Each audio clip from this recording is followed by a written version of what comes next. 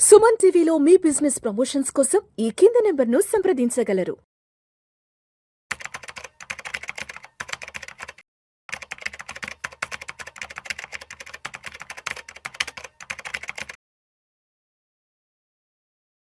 నమస్తే హర్ష. నమస్తే sir. Welcome to Vishnu talks. Thank you. So Harsha, ఈ వీడియోలో కాస్త డీటెయిల్డ్గా బంగారం వెండి ధరల గురించి మాట్లాడుకుందాం. గత సంవత్సర కాలంగా ఏ అసెట్ క్లాస్ ఇవ్వని రీతిలో గోల్డ్ అండ్ సిల్వర్ ఇన్వెస్ట్మెంట్స్ పైన రిటర్న్స్ ఆ రేంజ్లో వచ్చాయి.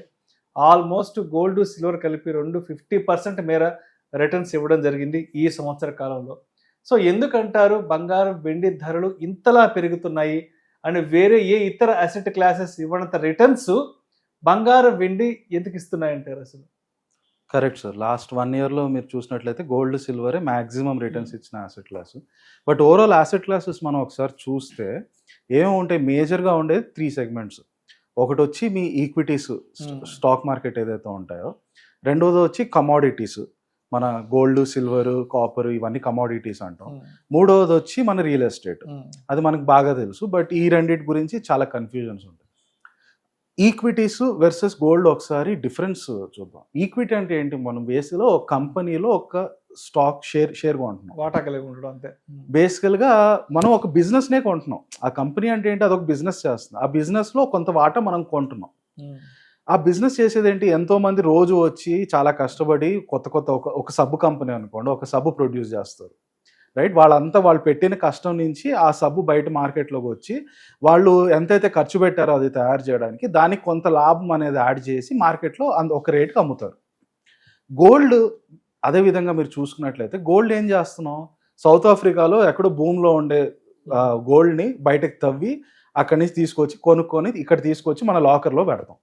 అంతకుమించి గోల్డ్ నుంచి ఎటువంటి ఉపయోగం లేదు. సో స్టాక్స్ ఇవన్నీ ఏంటంటే వీటిని ప్రొడక్టివ్ యాసెట్స్ అంటాం. వాటిలో ప్రతి సంవత్సరం పెట్టుబడి పెట్టి అందరూ వచ్చి కష్టపడి దాంట్లో నుంచి ప్రాఫిట్ వచ్చేలా ఒక వస్తువునో సర్వీస్నో బయటకు తీసుకొచ్చి అది మార్కెట్లో అమ్మి లాభాలు క్రియేట్ చేస్తుంది. దాన్ని ప్రొడక్టివ్గా పెంచుకుంటూ వెళ్తున్నాం. గోల్డ్లో అలాంటి ప్రొడక్టివ్గా పెంచేది ఏది ఉండదు. అందుకే త్రూఅవుట్ హిస్టరీ మీరు చూసుకుంటే గోల్డ్ ఈక్విటీస్ కంటే బాగా రిటర్న్స్ ఇచ్చే సంవత్సరాలు చాలా తక్కువ ఉంటాయి. ఒక 5-10 years ముందు చూసుకుంటే అసలు వేలలో లెక్క పెట్టి ఉండొచ్చు.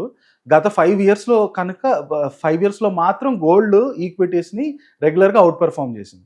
ఫస్ట్ స్టార్ట్ అయింది 2019లో. ట్రంప్ ట్రేడ్ వార్ ఎప్పుడైతే మొదలు పెట్టాడో 2019లో గోల్డ్ ఈక్విటీస్ కంటే స్లైట్లీ కొంచెం బెటర్గా పర్ఫామ్ చేసింది. అలాగే 2020లో కోవిడ్ ఎప్పుడైతే వచ్చిందో గోల్డ్ మళ్ళీ బాగా పర్ఫామ్ చేసింది.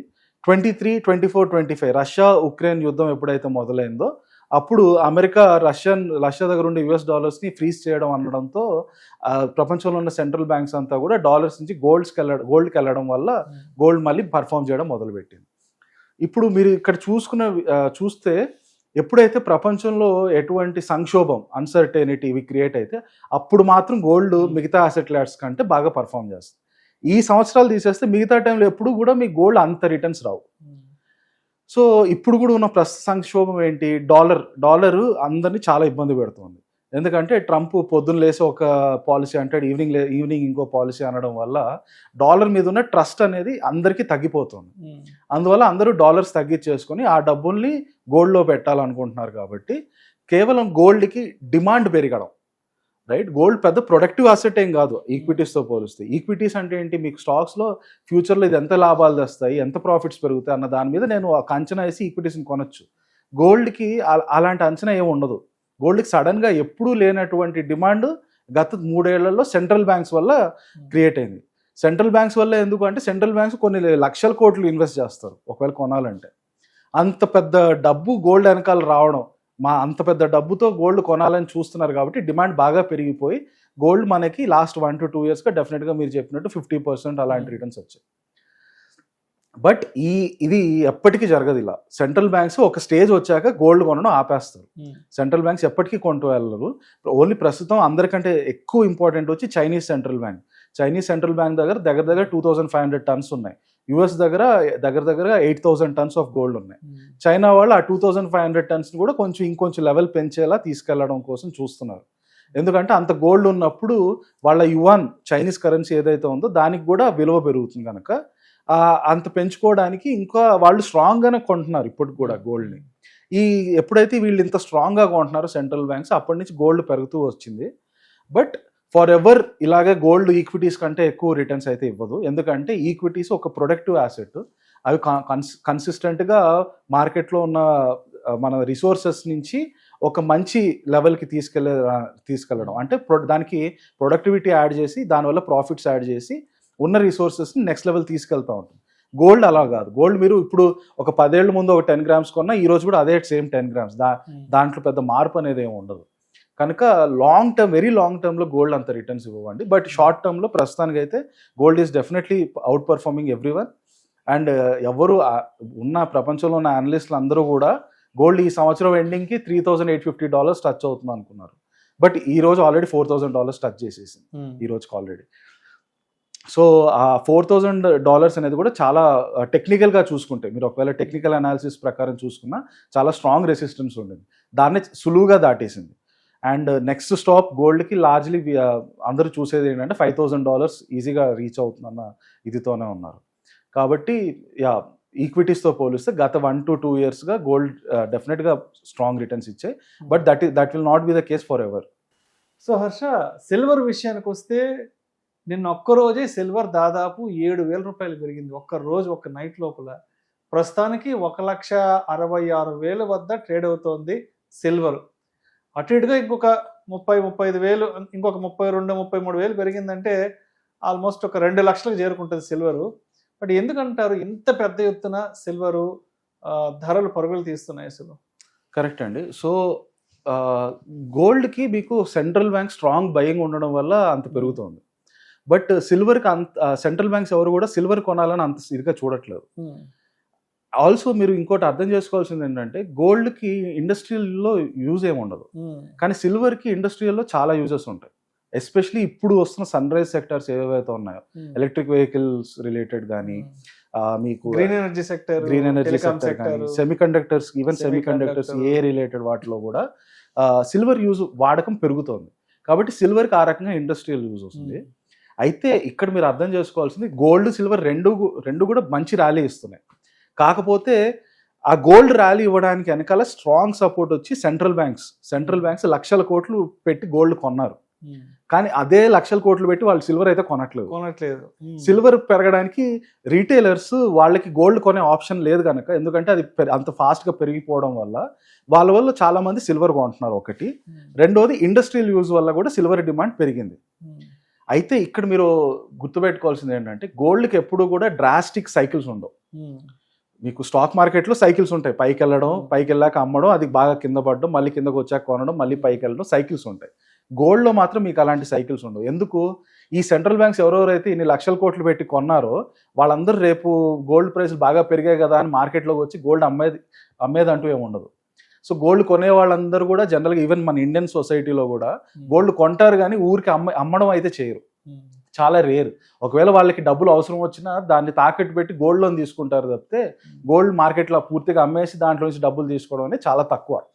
సో అంత సెల్లింగ్ ప్రెషర్ ఉండదు కాబట్టి గోల్డ్ ప్రైసెస్ అనేది క్రాష్ అవ్వవు. గోల్డ్ ఒక లెవెల్లో స్టేబుల్గా అదే లెవెల్లో ఉంటుంది. 2011 to 20 కూడా మీరు చూసుకున్నట్లయితే ఒక 30,000కి అటు ఇటుగా గోల్డ్ 10 years అదే లెవెల్లో ఉండేది. సో గోల్డ్ ఎప్పుడు కూడా ఎదర్ పెరుగుతుంది లేదా పెరిగిన తర్వాత ఆ లెవెల్కి వచ్చాక అదే లెవెల్లో స్టేబుల్గా కొంతకాలం ఉంటుంది. ఈ ప్రస్తుతం సెంట్రల్ బ్యాంక్స్ కొంటున్న స్పీడ్ చూస్తుంటే మాత్రం గోల్డ్ ఇంకా పెరుగుతుందే కనిపిస్తుంది తప్పితే ఇంకా అదే లెవెల్లో స్టేబుల్ అయ్యే లెవెల్ అయితే ఇంకా కనిపించట్లేదు మనకి. కానీ సిల్వర్లో మీరు చూసుకున్నట్లయితే సిల్వర్లో ఎప్పుడైతే కొంచెం సప్లై బాగా పెరగడం అలాంటి న్యూస్ వచ్చిందంటే సిల్వర్లో గ్యారంటీగా మీకు కరెక్షన్ స్ట్రాంగ్గా కనిపిస్తుంది. 15 to 20 to 25% స్ట్రాంగ్ కరెక్షన్ వచ్చే అవకాశాలు అయితే సిల్వర్లో ఉంటుంది. కనుక మీరు ఒకవేళ ఇన్వెస్ట్మెంట్ వెహికల్గా యాసెట్ క్లాస్గా చూడాలనుకుంటే గోల్డ్ సిల్వర్ రెండిట్లో పోలిస్తే gold is any day safer instrument related to silver. ఎందుకంటే సిల్వర్లో మీకు సైకిల్స్ కనిపిస్తాయి. మీరు ఒక 15 to 20 years past history cycles చూడండి. Gold prizes, silver prizes, silver పైకి కిందకి మూవ్ అవుతూ ఉంటుంది, గోల్డ్ మాత్రం పెరగడం అదే లెవెల్ ఆగుంటుంది, మళ్ళీ లేదా పెరగడం అదే లెవెల్ ఆగుంటుంది, అంతేగాని కిందకి అంత డ్రాస్టిక్ ఉండదు. కనుక మీరు నిజంగా యాసెట్ క్లాస్గా ఇన్వెస్ట్ చేయాలని చూస్తే గోల్డ్ తీసుకోవడం relatively better. But at the same time మీకు సిల్వర్లో కూడా because it is moving very fast, silver కూడా చూడాలంటే సిల్వర్లో కొన్ని ఈటీఎఫ్స్ ఉన్నాయి. నిప్పాన్ సిల్వర్ బీస్ లేదా జీరోదా వాళ్ళది సిల్వర్ కేసు, ఇలాంటి ఈటీఎఫ్స్లో మీరు సిల్వర్లో ఎక్స్పోజర్ తీసుకోవచ్చు. ఈటీఎఫ్స్ వల్ల మీకు ఉపయోగం ఏంటంటే, ఇంతకుముందు ఏంటి, ఈటీఎఫ్స్ లేకముందు గోల్డ్ కొనాలంటే మినిమం 1 గ్రామ్ కొనాలా, 1 గ్రామ్ కొనాలంటే మీరు చాలా 10,000 50,000 అంత డబ్బులు పెట్టాలి. ఈటీఎఫ్స్ వల్ల ఏంటంటే మీ దగ్గర 100 రూపాయలు ఉన్నా కూడా దాంతో గోల్డ్ కొనుక్కోవచ్చు. సో 100 రూపాయలు ఉన్నా దాంతో సిల్వర్ కూడా కొనుక్కోవచ్చు. సిల్వర్ 1,66,000 ఉంది కదా, నేను కేజీ సిల్వర్ కొనాలంటే 1,66,000 పెట్టాల్సిన బాధ ఏం లేదు. 80 రూపీస్కి ఈటీఎఫ్లు మీకు దొరుకుతాయి, 80 రూపీస్ 100 రూపీస్ దగ్గర. కనుక మీ దగ్గర ఎంత తక్కువ అమౌంట్ ఉన్నా కూడా మీరు ఖచ్చితంగా గోల్డ్ సిల్వర్ కొనుక్కోవడానికి ఈటీఎఫ్స్ మీకు ఆస్కారం ఇస్తుంది. రైట్. సో టెంపరీగా కొనుక్కోవాలంటే ఖచ్చితంగా కొంత సిల్వర్ తీసుకోవచ్చు అండి, బట్ దాంట్లో స్ట్రాంగ్ కరెక్షన్స్ రావడానికి స్కోప్ ఎక్కువ ఉంది. గోల్డ్లో అలాంటి స్కోప్ ఉండదు. బట్ అదర్వైజ్ కూడా మీరు ఓవరాల్ పోర్ట్ఫోలియో ఎవరైనా వాళ్ళ యాసెట్ క్లాస్ డిఫరెంట్ యాసెట్ క్లాసెస్లో ఇన్వెస్ట్ చేసేటప్పుడు వాళ్ళు గుర్తుపెట్టుకోవాల్సిన విషయం ఏంటంటే 5 to 10% మీరు టోటల్ 100 రూపీస్ ఇన్వెస్ట్ చేస్తుంటే దాంట్లో ఒక 5 rupees to 10 rupees maximum gold silver ఇలాంటి వాటిలో పెట్టుకోవచ్చు. కానీ గోల్డ్ గత 1 year 2 yearsగా ఎంత విపరీతంగా పెరిగింది కదా, ఇలాగే పెరుగుతూ పోతుంది కదా అని మొత్తం 100 రూపాయలు గోల్డ్లో పెట్టడం మాత్రం చాలా పొరపాటు అవుతుంది. Thank you Harsha, thank you so much. Thank you sir.